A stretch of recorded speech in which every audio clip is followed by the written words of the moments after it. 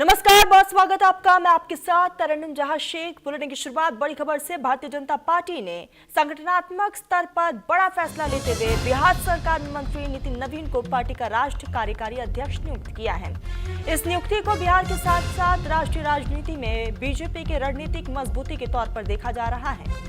Party नेतृत्व ने उनके संगठनात्मक अनुभव, जमीनी पकड़ और प्रशासनिक क्षमता को देखते हुए ये अहम जिम्मेदारी उनके कंधों पर सौंपी है। नितिन नवीन बीजेपी के सबसे कम उम्र के अध्यक्ष बने हैं। ये नियुक्ति 14 दिसंबर यानी कि आज की गई है। तत्काल प्रभाव से ये नियुक्ति हुई है और इस संबंध में पार्टी की तरफ से औपचारिक संगठनात्मक आदेश भी जारी किया गया।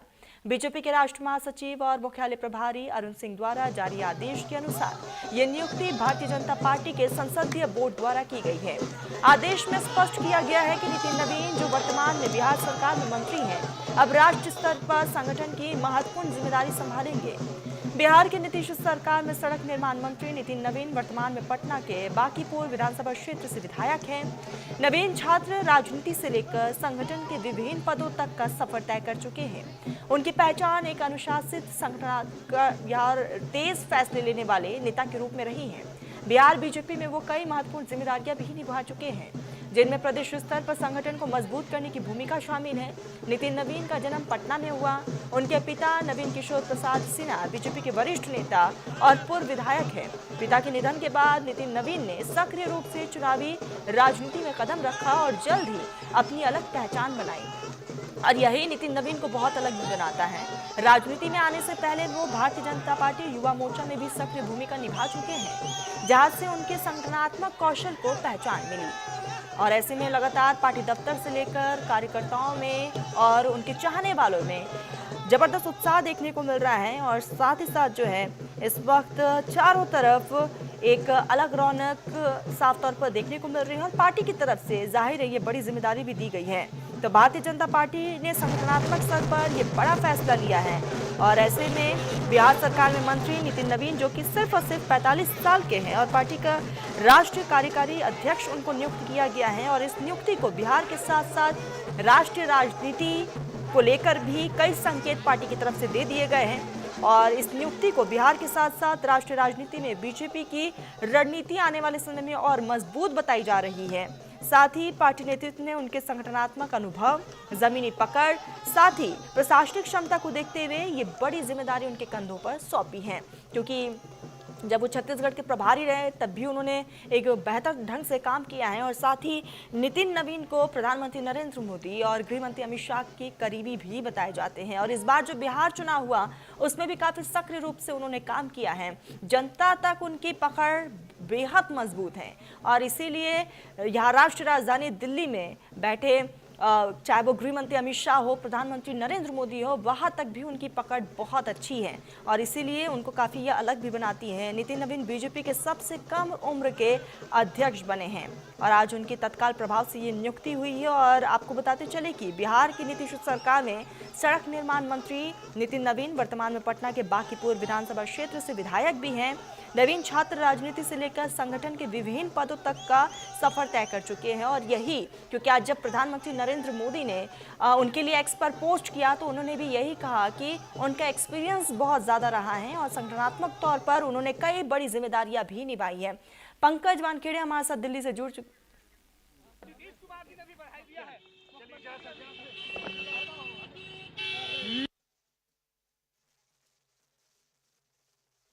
तो लगातार बधाई देने वालों का तांता लगा हुआ है क्योंकि ये बड़ी जिम्मेदारी जो है नितिन नवीन को दी गई है। और तस्वीरें पे आपको दिखा रहे हैं कि किस तरीके से चाहे वो पार्टी दफ्तर हो, हर जगह सिर्फ और सिर्फ ढोल नगाड़ों के साथ उनका स्वागत किया जा रहा है और कार्यकर्ताओं में भी गजब का जोश और उत्साह देखने को मिल रहा है। इसी बीच हमारे साथ पंकज वानखेड़े जुड़ चुके हैं। पंकज, यहाँ पर बड़ी जिम्मेदारी नितिन नवीन को दी गई है और कहीं ना कहीं बिहार की राजनीति से लेकर राष्ट्रीय राजधानी दिल्ली की राजनीति तक में बीजेपी की पकड़ अब आने वाले समय में और भी ज्यादा मजबूत होगी। बिल्कुल, बेशक। आप देखिए, भारतीय जनता पार्टी हमेशा चौंकाने वाले फैसले लेती है और इस बार फिर भारतीय जनता पार्टी ने बड़े चौंकाने वाले फैसले लिए हैं। अगर मैं बात करूं तो जिस तरह से उम्मीद लगाए जा रहे थे, कई अनुभवी चेहरे थे तरन्नुम, उनको मौका दिया जा सकता है। बताया जा रहा था कई बड़े चेहरे हैं, चाहे भूपेंद्र यादव हो या अश्विनी वैष्णव हो या इसके अलावा शिवराज सिंह चौहान हो, CR पाटिल हो, ऐसे कई कद्दावर नेता थे जिनको सरकार बस केंद्रीय नेतृत्व माननीय प्रधानमंत्री जी, माननीय राष्ट्रीय अध्यक्ष जी, सबको बहुत बहुत अभिनंदन। उनके माननीय गृह मंत्री जी, माननीय रक्षा मंत्री जी, अमित शाह जी, माननीय राजनाथ जी, सबको मैं विशेष रूप से आभार व्यक्त करता हूं केंद्रीय नेतृत्व का, जिन्होंने मुझे ये मौका दिया। प्रधानमंत्री ने भी ट्वीट किया है, क्या कहेंगे? नितिन नवीन जी, प्रधानमंत्री ने भी ट्वीट किया है। प्रधानमंत्री जी के का आशीर्वाद है और मैं प्रधानमंत्री जी के जो उनका मार्गदर्शन रहा है, जो नेतृत्व रहा है, उसको और आगे बढ़ाएंगे। नीतीश कुमार जी ने भी बढ़ाई दिया है। साफ तौर पर नितिन नवीन ने साफ तौर पर कहा कि जो जिम्मेदारियां उनके कंधों पर हैं उनको वो बखूबी निभाएंगे। पंकज, मैं आपके पास ही आऊंगी, ओवर टू यू।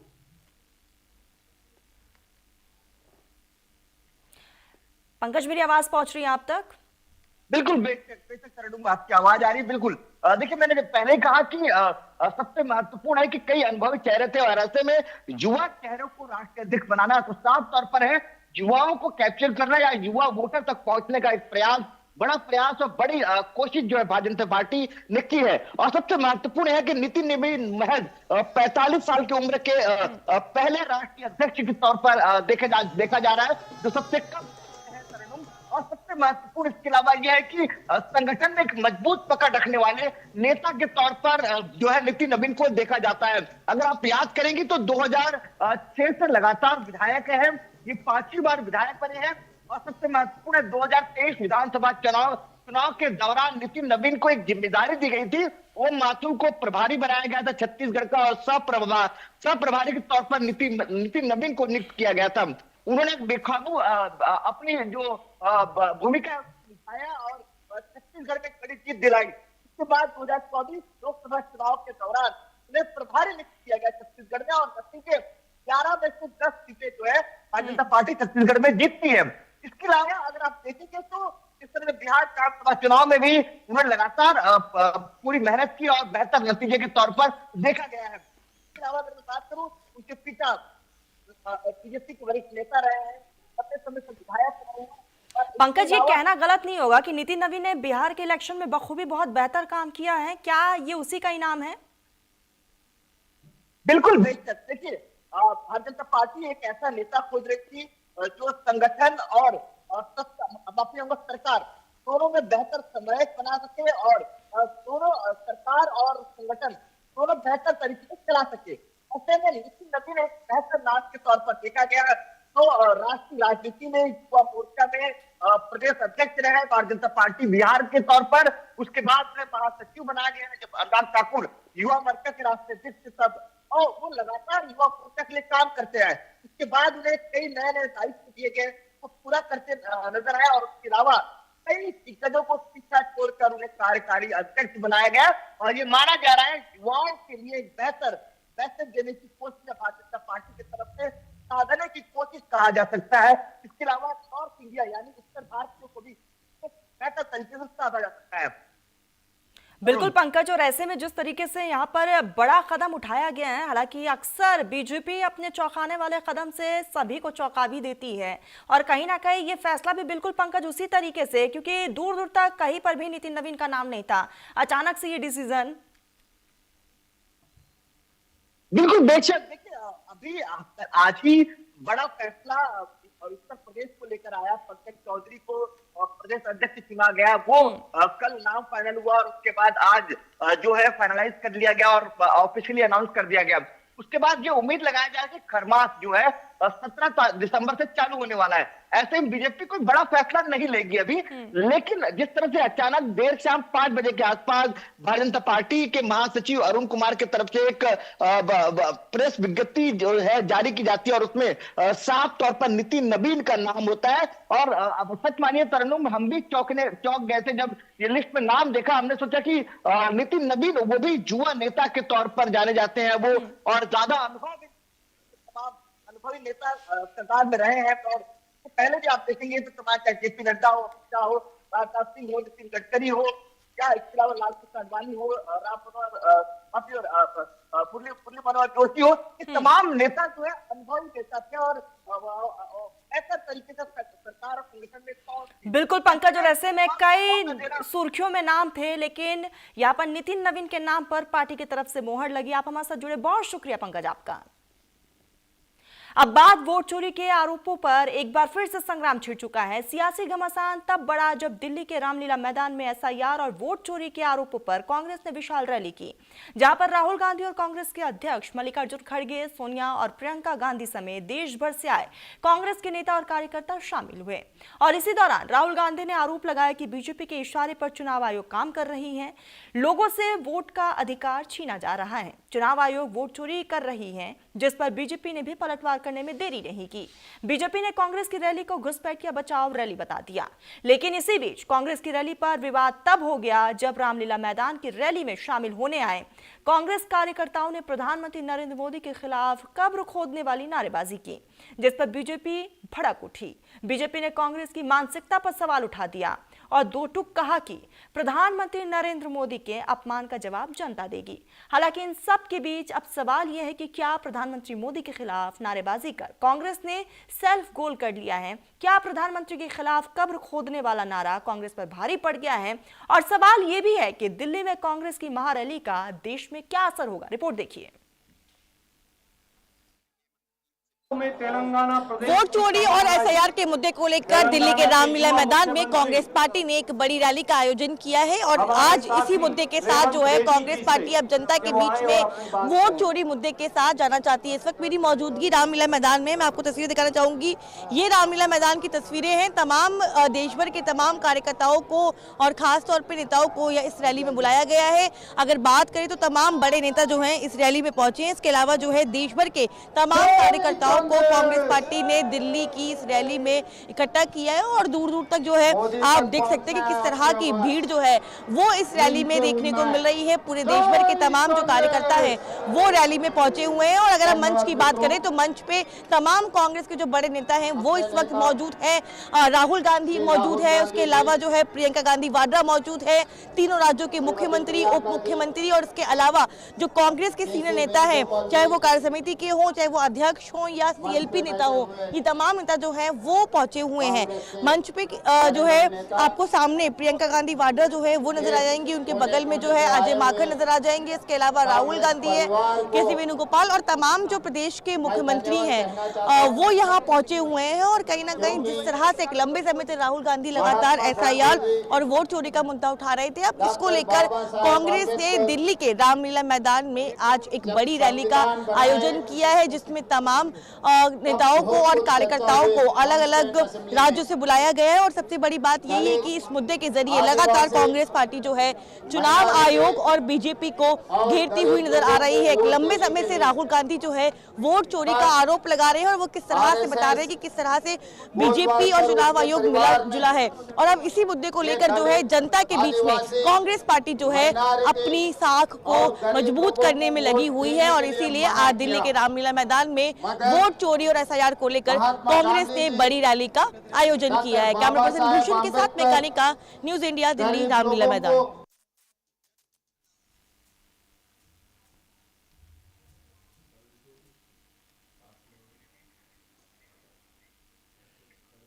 अब बात ऑपरेशन टॉर्च की। उत्तर प्रदेश में अवैध रूप से रह रहे घुसपैठियों की पहचान को लेकर ऑपरेशन टॉर्च के तहत प्रशासन का बड़ा एक्शन जारी है।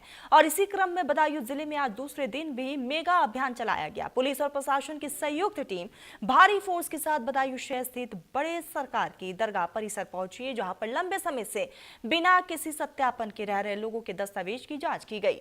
अधिकारियों ने वहां पर मौजूद परिवारों से उनकी पहचान, नागरिकता और 3 पीढ़ियों तक की जानकारी हासिल की।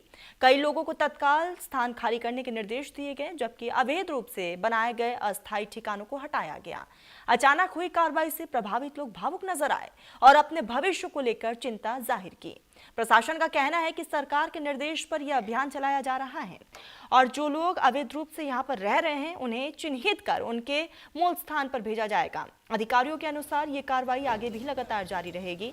फिलहाल ऑपरेशन टॉर्च के तहत पूरे प्रदेश में पहचान और सत्यापन का ये अभियान सुरक्षा व्यवस्थाओं को मजबूत करने की दिशा में एक बड़ा कदम माना जा रहा है।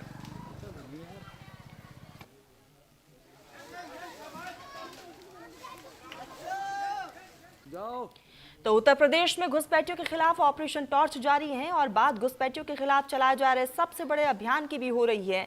उत्तर प्रदेश में रोहिंग्या बांग्लादेशी घुसपैठियों की तलाश में पुलिस ऑपरेशन टॉर्च चला रही है और इसी ऑपरेशन के तहत उत्तर प्रदेश के कई जिलों में उन ठिकानों को खंगाल रही है जहां पर घुसपैठियों के छिपने की आशंका है। पुलिस झुग्गी बस्तियों में जाकर संदिग्धों के दस्तावेज चेक कर रही है। दावा है कि अब तक 10,000 से ज्यादा संदिग्धों की पहचान की गई है जिनके दस्तावेज चेक किए जा रहे हैं। लेकिन सवाल यह भी है कि उत्तर प्रदेश में घुसपैठी कैसे आ गए, किसने घुसपैठियों के दस्तावेज बनवाए। कई ऐसे सवाल जहन में जरूर है, लेकिन ऑपरेशन टॉर्च के तहत घुसपैठियों की पहचान उत्तर प्रदेश के कई जिलों में घुसपैठियों के खिलाफ अभियान चलाया गया। बदायूं की बस्तियों में संदिग्धों से पूछताछ जारी है। झांसे की बस्तियों में भी संदिग्धों से पूछताछ हुई। बस्तियों में रहने वाले लोगों के दस्तावेजों को भी खंगाला गया। न सिर्फ उनके दस्तावेजों के बल्कि उनकी 3 पीढ़ियों की जानकारी भी हासिल प्रशासन की तरफ से की गई है।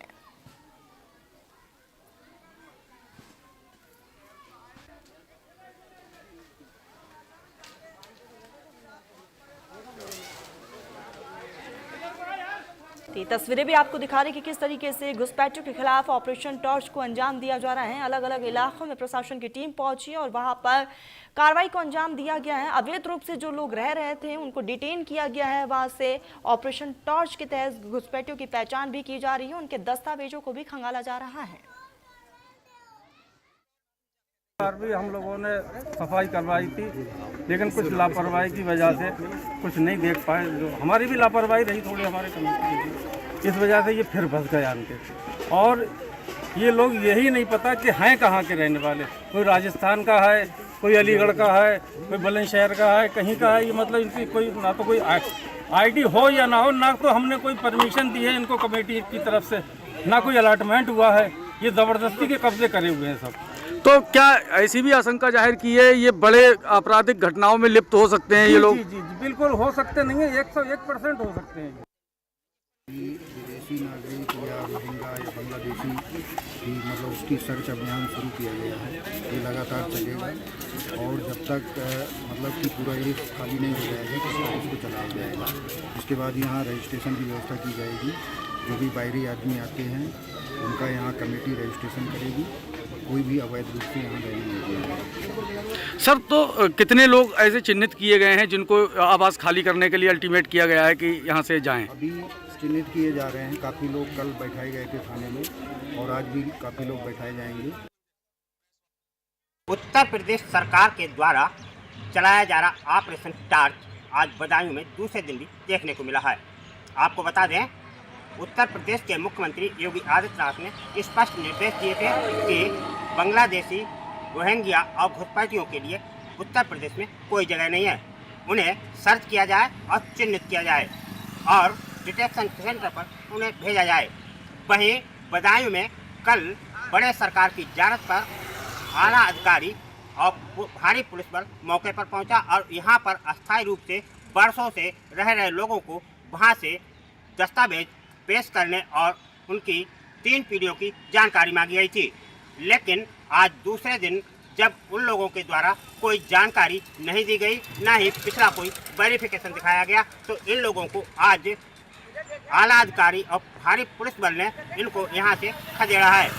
बताया जाता है कि यहाँ पर सैकड़ों की संख्या में अस्थायी रूप से आवास बनाकर वर्षों से रह रहे थे। वही सवाल ये उठता है कि आखिर वर्षों से ज़रूरत पर ये जो लोग रह रहे थे, जिन्होंने कभी वेरिफिकेशन नहीं कराया था, जिनके पास कोई वैध जानकारी नहीं है कि वह कहाँ से आए हैं और कहाँ के निवासी हैं, आखिर ये कैसे और किसके संरक्षण में रह रहे थे। बदायूं से न्यूज इंडिया के लिए प्रमोद गुप्ता। मध्य प्रदेश के विदिशा जिले के नटेरेन थाना क्षेत्र के जोहद गांव में एक बड़ा हादसा होते होते टल गया। बंगला चौराहा स्थित एक निजी स्कूल की बस जिसमें करीब 48 छात्र सवार थे, सगड़ नदी पुल पार करते समय अनियंत्रित होकर पुल से नीचे जा गिरी। नदी में पानी नहीं था जिससे बड़ा नुकसान होने से बच गया। बस नीचे पत्थरों पर गिरी जिससे लगभग 28 छात्र जख्मी हो गए। इनमें कुछ छात्रों को मामूली चोट आई जबकि कुछ गंभीर रूप से जख्मी हुए हैं। सभी घायलों को प्राथमिक उपचार के लिए राजीव गांधी शासकीय जन चिकित्सालय यहाँ पर गंजब सोदा लाया गया है। हादसे के बाद स्कूल प्रशासन ने तुरंत अभिभावकों को सूचना दी और घायलों के लिए आवश्यक चिकित्सा व्यवस्थाएं भी सुनिश्चित की गई। आपको बता दें कि स्कूल के प्रधानाचार्य ने बताया है कि ये घटना छात्रों के लिए बेहद भयावह रहा, लेकिन राहत की बात यह रही कि किसी भी छात्र की जान को खतरा नहीं है। इस दुर्घटना ने एक बार फिर से ग्रामीण क्षेत्रों में संकरे पुल और सड़कों पर यातायात सुरक्षा को लेकर गंभीर सवाल खड़े कर दिए हैं। प्रशासन ने लोगों से अपील की है कि ऐसे मार्गों पर विशेष सतर्कता बरते और स्कूल बसों की सुरक्षा सर्वोच्च प्राथमिकता दी जाए।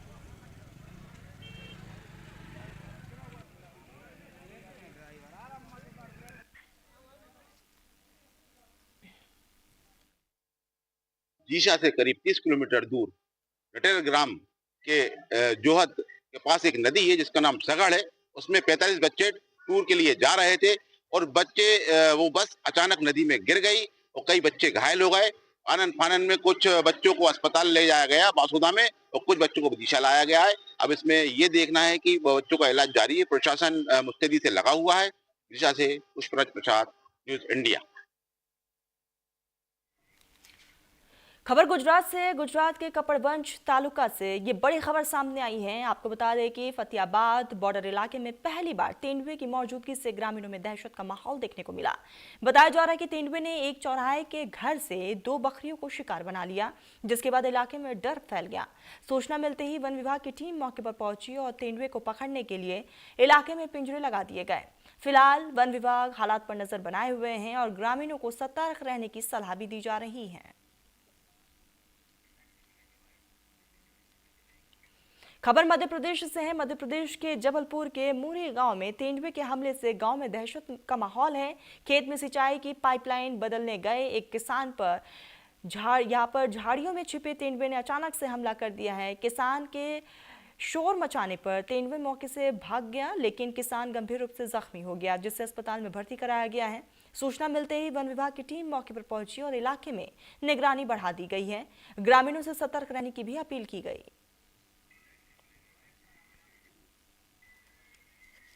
खबर उत्तर प्रदेश के बिजनौर से है, जहां बिजनौर जिले में आवारा कुत्तों के हमले लगातार बढ़ते जा रहे हैं। नजीबाबाद तहसील क्षेत्र में एक ही दिन में 49 लोगों को कुत्तों ने काट लिया, जिनमें कई लोग गंभीर रूप से घायल हो गए हैं। खास तौर पर छोटे बच्चे और बुजुर्ग को कुत्ते अपना शिकार बना रहे हैं। सभी घायलों का इलाज CHC नजीमाबाद में किया जा रहा है। स्थानीय लोगों ने प्रशासन से आवारा कुत्तों को पकड़वाने और जल्द कार्रवाई की मांग की। इस पूरे मामले पर CHC प्रभारी अंकित कुमार का भी बयान सामने आया। क्या कुछ कहना है आपको सुनाते। जैसे कि आजकल हमारे यहाँ पे PSC स्तर पे मैं अपने यहाँ पे लेके चलूँगा, तो आजकल जो कुत्ते काटने के जो पेशेंट हैं इनका काफ़ी लोड बढ़ रहा है। जैसे आज का अभी तक की दोपहर तक की हमारे पास 49 पेशेंट आ चुके हैं, जिसमें से अभी कुछ पेशेंट ऐसा आए थे जिसको ग्रेड 3 बाइट थी, उनको ज़्यादा एक्सेस में उनका मांस वगैरह निकाल लिया गया था, जिसमें होता है डॉग ने। तो उसके लिए हमने यहाँ पे ARV लगा के यहाँ से डिस्ट्रिक्ट हॉस्पिटल के लिए रेफ़र किया है फॉर सीरम के लिए, क्योंकि सीरम हमारे डिस्ट्रिक्ट हॉस्पिटल में रहता है। तो यहाँ से हमने एम्बुलेंस के थ्रू उनको यहाँ से रेफर कर दिया गया है। पार्टी के राष्ट्रीय महासचिव शिवपाल सिंह यादव ने भारतीय जनता पार्टी पर बड़ा हमला बोला है। कानपुर पहुंचे शिवपाल यादव ने दावा किया है कि बीजेपी PDA से घबरा चुकी है और विपक्ष को कमजोर करने के लिए लगातार साजिशें रच रही है, लेकिन समाजवादी पार्टी बीजेपी के हर प्रयासों को नाकाम करेगी। कानपुर में विधायक नसीम सोलंकी और पूर्व विधायक इरफान सोलंकी के आवास पर आयोजित कार्यक्रम के दौरान शिवपाल यादव ने कहा कि 2027 के विधानसभा चुनाव की तैयारी को लेकर समाजवादी पार्टी हर बूथ पर संगठन को मजबूत कर रही है। उन्होंने कार्यकर्ताओं से बीजेपी के षड्यंत्रों के प्रति सतर्क रहने की भी अपील की है। शिवपाल यादव ने बीजेपी पर चुनाव में बेईमानी, EVM और प्रशासन के दुरुपयोग का भी आरोप लगाया और कहा कि इस बार समाजवादी पार्टी पूरी ताकत से मुकाबला करेगी। उन्होंने महंगाई, बेरोजगारी और भ्रष्टाचार के मुद्दे पर बीजेपी को घेरते हुए कहा कि सरकार जनता का ध्यान भटकाने का काम कर रही है।